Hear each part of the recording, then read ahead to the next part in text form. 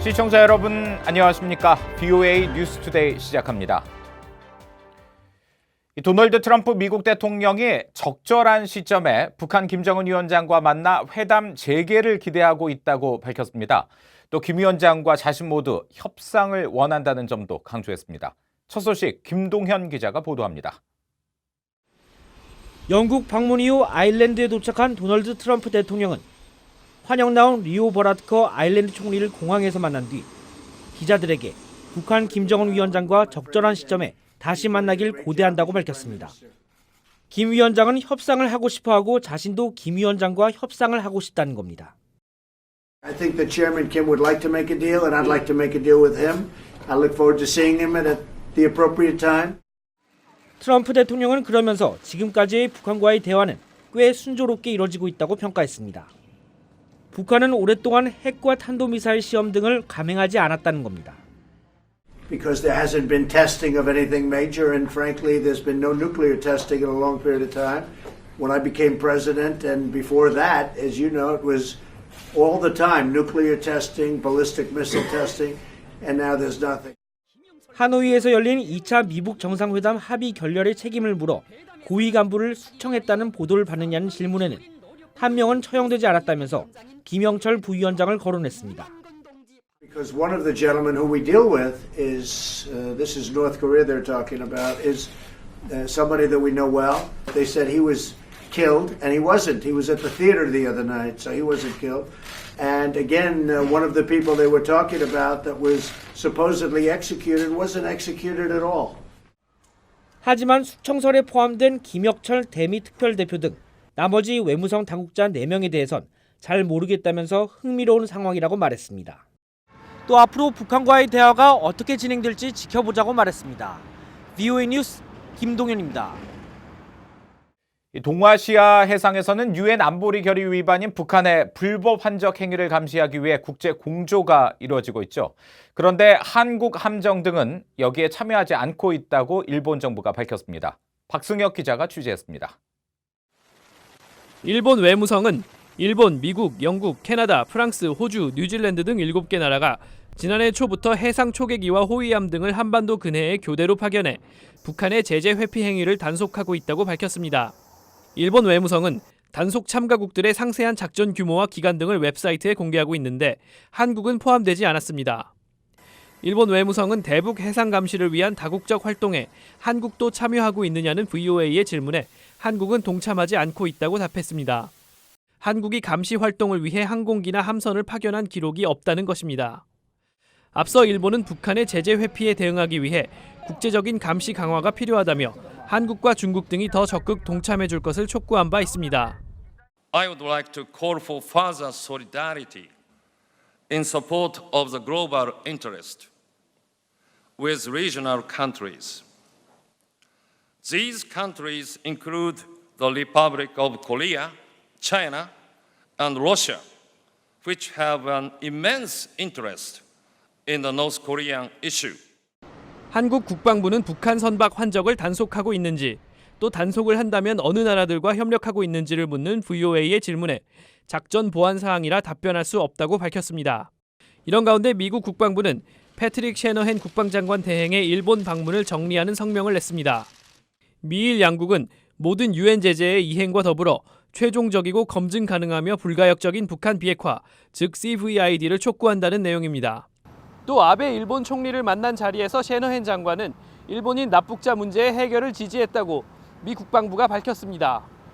VOA 뉴스 박승혁입니다. 중국 내 인신매매 피해 당사자였던 탈북 여성이 영국 의회에서 열린 청문회에서 북한 인권 실상을 고발했습니다. 북한 주민들은 김정은 일가족의 노예로 살고 있다고 꼬집는 한편 중국의 탈북민 강제 북송을 막아달라고 호소했습니다. 김영권 기자의 보도입니다. 영국 하원 외교위원회가 독재 국가들과 영국의 외교정책 검토란 주제로 청문회를 열었습니다.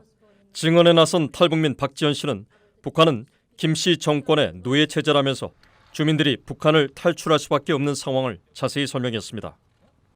Because when I lived in North Korea, I learned that North Korea is a great king country and it's a happiness country in the world.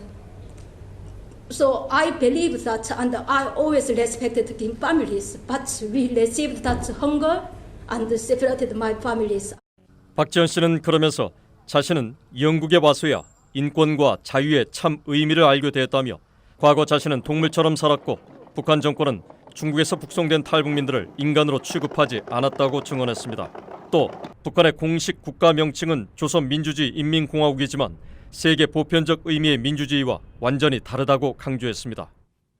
But North Korea democratic meaning is totally different, because North Korea is 주체, they control the people, 주체 ideology, and also Kim family's 10 commandments.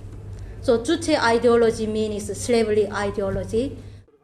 박지원 씨는 이런 열악한 상황 때문에 주민들이 탈북하지만 중국은 탈북민을 난민으로 인정하지 않아 강제 북송과 인신매매 피해가 되풀이되고 있다고 밝혔습니다. 증언을 경청한 영국 의원들이 어떤 지원을 원하느냐고 묻자 박 씨는 탈북민 수용과 강제 북송 중단 지원을 호소했습니다.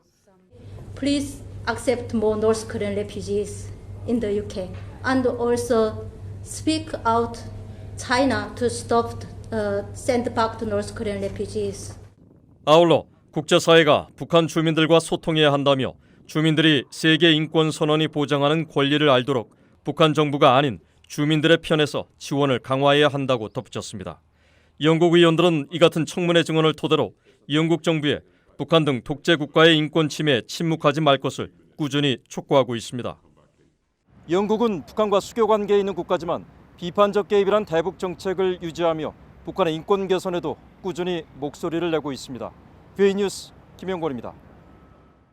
미국 국무부가 북한의 불법 활동 신고에 최대 500만 달러의 포상금을 내걸었습니다. 국무부는 자체적으로 운영하는 테러 정보 신고 포상 프로그램인 정의에 대한 보상 웹사이트에 이 같은 내용을 담은 포스터를 게시했습니다. 포스터는 불법적인 선박간 석유와 석탄 환적을 비롯해 불법 북한 해외 노동자 파견과 북한으로 반입되는 사치품 등에 관한 제보를 받는다고 명시했습니다. 미 국무부의 정의에 대한 보상은 1984년부터 시작됐으며 지금까지 100명 이상에게 지급된 포상금은 1억 5천만 달러가 넘습니다. 미국 법원이 1960년대 북한에 의해 납포된 미 해군 정보 수집함 푸에블로호 승조원들이 제기한 소송에 대한 추가 사전 심리를 다음 달 23일 진행합니다. 미 워싱턴 연방법원은 최근 푸에블로호 승조원들의 변호인 측에 이 같은 심리 일정을 통보한 것으로 확인됐습니다. 앞서 변호인단은 지난달 17일 신속한 판결을 촉구하며 사전 심리 개최를 요구하는 신청서를 법원에 제출했고 법원은 이에 따라 같은 달 21일 첫 사전 심리를 열었습니다. 지난해 2월 북한을 상대로 피해 배상 청구 소송을 제기한 승조원들은 미 정부의 테러 지원국 피해 기금 신청서 제출 마감일이 임박한 만큼 그 전에 판결이 확정되기를 희망하고 있습니다. 북한 석탄을 싣고 공해상에서 50일 넘게 떠돌던 동탄호가 베트남의 석탄화역을 시도할 것으로 전해졌습니다. 이번 사안의 정통한 소식통은 5일 VOA에 동탄호의 용선주인 보스코사가 베트남의 화물을 내려놓으려 하고 있으며 현재 그 방법이 최선이라고 인식하고 있다고 밝혔습니다. 베트남 선사가 선주로 있는 동탄호는 지난 4월 13일 인도네시아 발릭파판항 인근 해역에서 와이즈 어네스트호에서 하역된 북한 석탄을 실었지만 이후 말레이시아와 인도네시아 등으로부터 입항 허가를 받지 못하면서 약 54일 동안 공해상에 떠 있는 상태입니다. 미국 법원이 스페인 주재 북한 대사관 습격 사건에 가담한 혐의로 체포된 한국계 미국인 크리스토퍼 안 씨에 대한 보석 여부를 재검토하기로 했습니다. 로스앤젤레스 연방법원은 최근 안 씨에 대한 보석 여부를 다시 검토해달라는 변호인단의 요구를 받아들여 오는 18일 심리를 열기로 했습니다. 지난 4월 체포된 안 씨는 앞서 변호인을 통해 전자 감시 장치 착용과 함께 가택연금을 조건으로 보석을 허가해 줄 것을 요청했지만 법원은 받아들이지 않았습니다. 한편 안 씨가 소속된 반북단체인 자유조선은 최근 성명을 내고 안 씨의 즉각적인 석방과 대표로 알려진 에이드리언 홍 씨에 대한 추적을 중단할 것을 촉구했습니다. 이상으로 VOA 뉴스투데이 마칩니다. 함께해 주신 여러분 고맙습니다.